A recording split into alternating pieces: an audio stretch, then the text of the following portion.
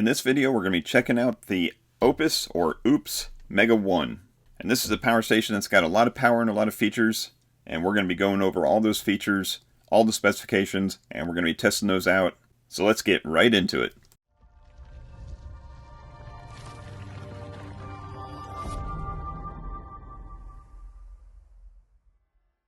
Hey everybody, it's Chris from Family Geekery, and today we're going to be checking out this Oupes Mega 1. And I've heard their name called Oupes before, I think from one of their own videos, but they keep on putting this neat tagline on their product sheets that say, "No power Oupes with Oops?" I don't know. So I'll call it the Oupes. It really just depends on how I'm feeling, which way I pronounce it. If you know for sure how it's supposed to be pronounced, drop that down in the comments below, because I test a lot of this brand's products, and I'd like to be saying it correctly. But this is the Mega 1. They call it the Mega because, well, it's a big boy.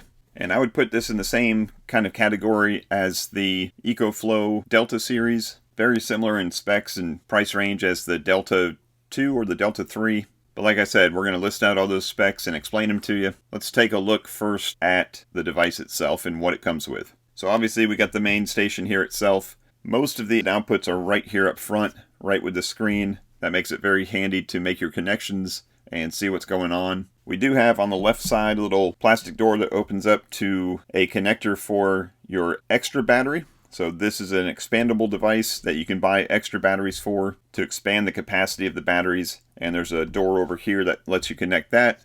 On the right side, there's a door also over there that has your inputs. So it's got a solar input, Anderson plug, we'll take a look at that, and then the AC input, and then a little circuit breaker. Now, besides the power station, it comes with a power cord here. So this is your power cord that you would charge this from the wall. And this is not your standard IEC little three-prong thing that you have on computers.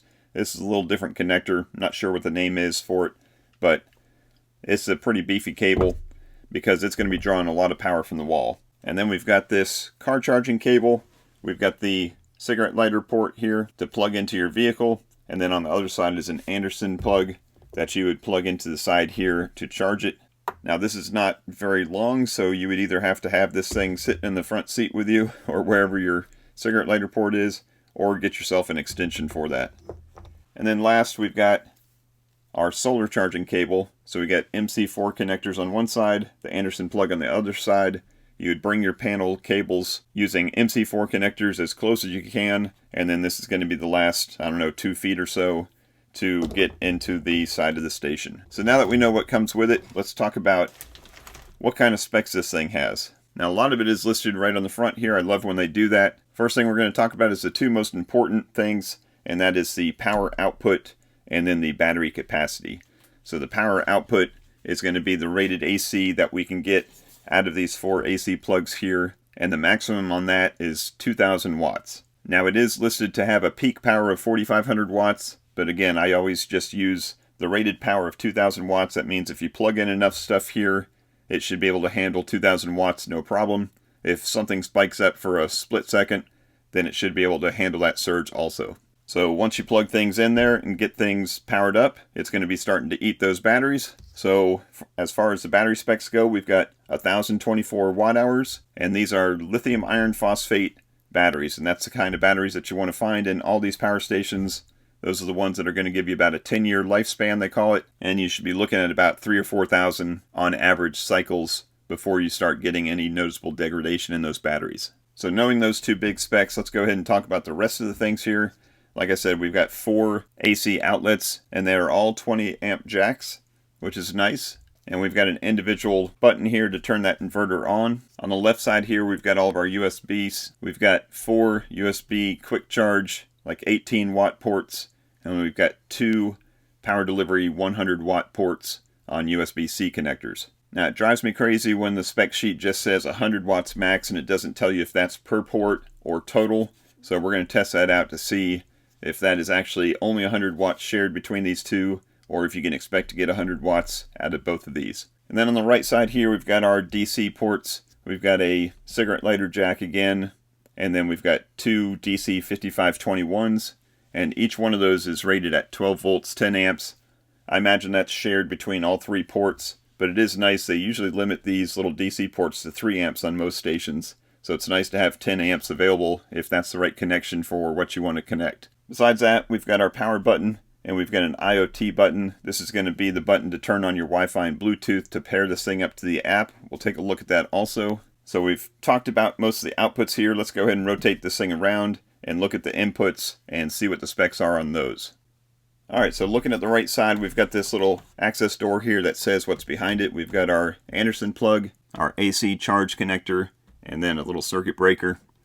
So let's go ahead and open that up and take a look inside. And this little door here, it kind of hinges over, and it's got kind of an in-out motion as it does that.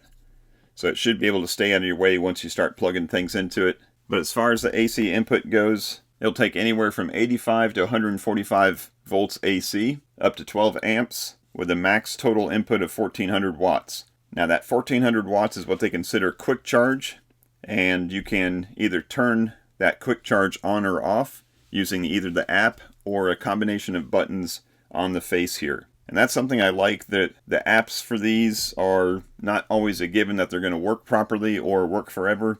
So it's nice that the instruction manual gives you some button combinations to make some changes to the settings from the device itself without using any app. Now with that quick charge, we're looking at drawing 1400 watts from the wall to charge this thing up. That's going to give it a pretty quick charge. But if you want to turn that down to kind of take it easy on the batteries and let them stay a little bit cooler, you can turn quick charge off and it will draw 700 watts. So we'll test both of those out. And then we've got the Anderson plug here, which is rated at 12 to 80 volts, up to 13 amps. And that contradicts what the book says. The book says that the MPPT is rated for 18 to 75 volts at 14 amps, but that's pretty close. And depending on your configuration of panels, it'll accept up to 800 watts total solar input coming into here. So that basically covers all the specs for the inputs and the outputs. If you have any questions about any of those, feel free to drop those down in the comments below. I'll be happy to answer them. But let's go ahead and get this thing turned on and start testing some of the features. Alright, so the first thing I'm going to do is plug this in and get it charging, and we can test out that quick charge versus non-quick charge and see how well that works. And to switch between those, again, I said you can use either the app or some button combinations on the screen here. And I want to spend a second here talking about the app. It has a QR code right here that says scan this to download the app, and that sends you to a web page that directs you to the App Store for an app that's called Cleanergy. And that's supposed to be the new app that you're using for all these Oupes power stations. And if you look at the rating for it in the App Store, it's pretty low because nobody can get it to work. And that includes me. So I downloaded the Oupes app also to see if that would work, because they did have a screenshot of some of the Mega Series stations on there. And I did get it to work. It's not very reliable, I guess. It's got a very low rating too, but we will at least take a look at that. So let's go ahead and plug this in. I've got a cord over here because this cord is pretty short. Let's go ahead and plug it in, and it's detected the input.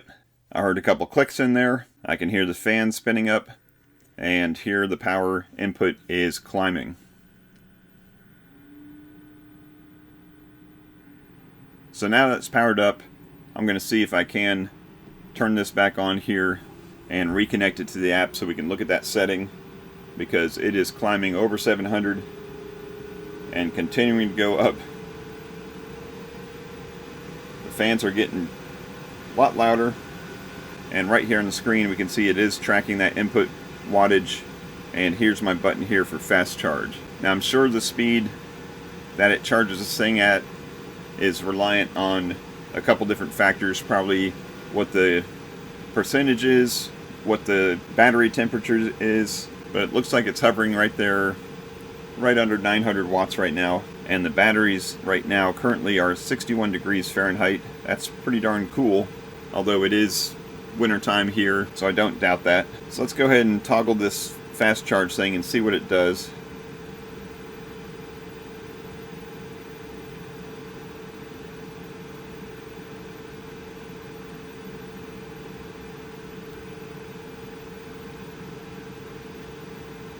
So far, not much, and now it is dropping down. So it took a couple seconds, but now it's dropping down. The fans have died down a little bit. This looks like it's dropping down 730, kind of bouncing around a little bit. There is no other setting in the app to control this input voltage like on an EcoFlow, where you can kind of drag the slider back and forth to get exactly the amount that you want. It's either fast charge on or fast charge off. Alright, so it seems to be settling down right around that 700. So let's go ahead and test the buttons to see if we can control this from the face. It says to press the IoT button and the left DC button for about 3 seconds. So let's do that. And that didn't seem to do anything. I'm supposed to see a thing on here that says set. Let's try that again. Let's try turning off the IoT first, and then holding these buttons for 3 seconds. Okay, now I read the full instructions this time, and it says that everything has to be unplugged from it. So let's try that. Let's go ahead and unplug this cable. And now let's try pushing these buttons.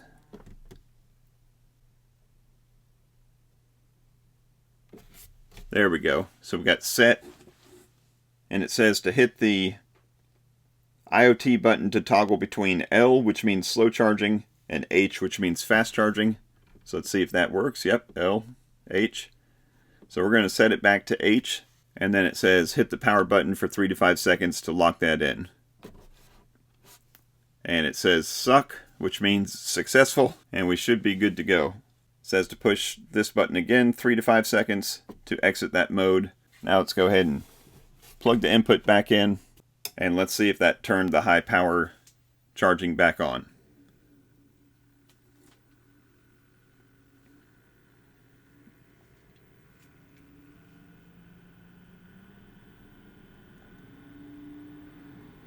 And she's ramping up.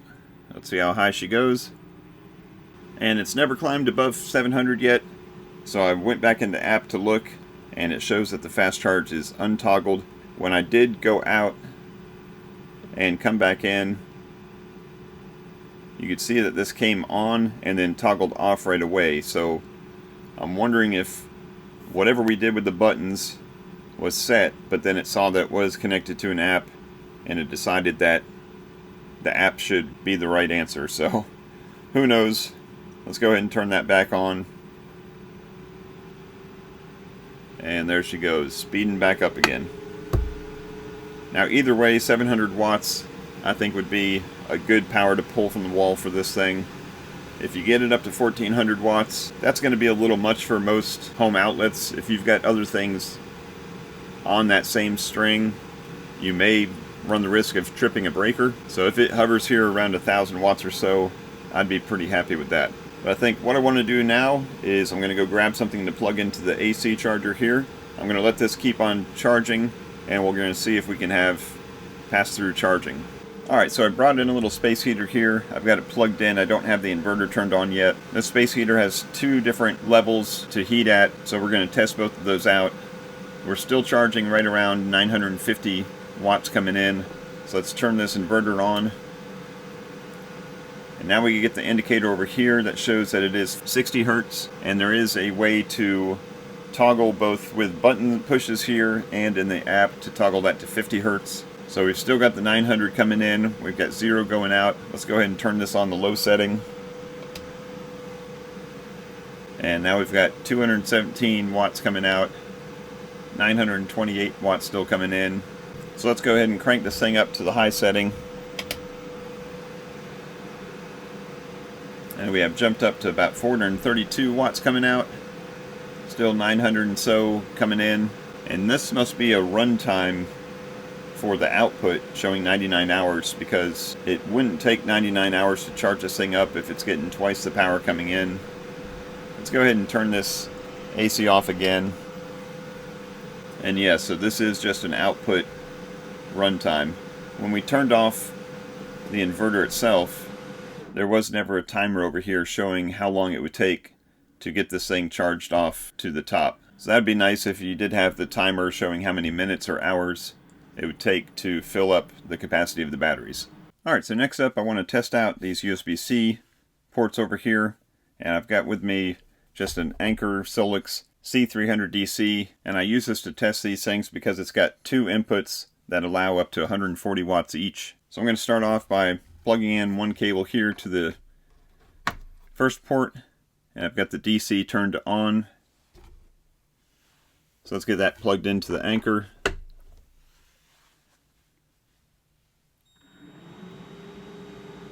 And the fan kicked on right away. We've got 100 watts coming out. The anchor is showing about 98 watts coming in, so that's pretty good. So now to find out if there's truly 100 watts on each of these or if it's just 100 watts shared. So let's plug in this second cable. And when I plug this in, it may go through a renegotiation to figure out what it wants to do. And yeah, it dropped down there real quick, but now it's climbing right back up and we've got 200 watts coming out. So over here I'm showing about 191 watts coming into the anchor, and that's varying pretty close within a couple watts of whatever this is outputting. But it looks like it's able to output pretty close to 100 watts on each of these at the same time. And as soon as I said that, it jumped back down to 100. So I'm not sure if I hit something here. But I will say I hear kind of a high-pitched noise coming out of this that I didn't hear before. So let's unplug these and see if that goes away.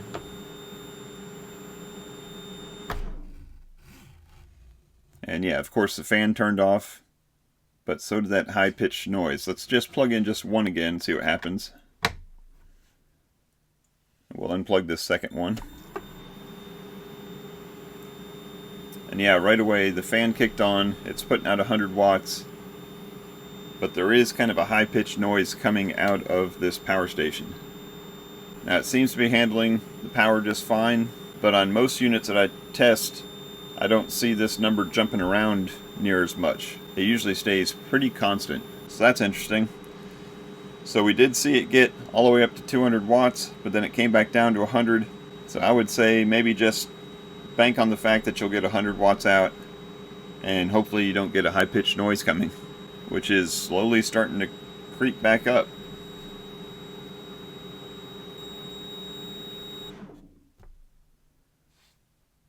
Alright, so I wasn't originally going to test this port out here because those are pretty standard, but because we did have some screaming over here on this DC circuit, I wanted to see if it was just exclusive to this circuit versus all of the DC. So what I'm going to do is I'm going to use a cigarette lighter to XT60 cable, and I'm just going to use this to plug in here.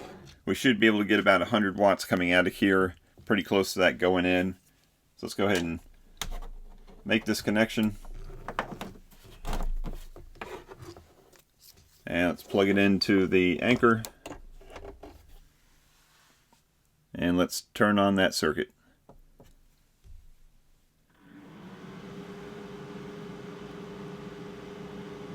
Alright, so we're sending out about 90 watts. Somehow we've got 96 watts coming in. So maybe the watt meter just on this circuit over here is just not calibrated well, because obviously we shouldn't be getting more watts over here coming into the anchor as we have coming out. And it just cut out for a second, started back up again. But yeah, at 90 watts, it's still showing about 96 here, so I'm sure it is putting out about 100 watts. It just doesn't know it is. But the good thing is that there's no high-pitched whine at all. So I wonder if we just have a faulty DC regulator over here on the USB side.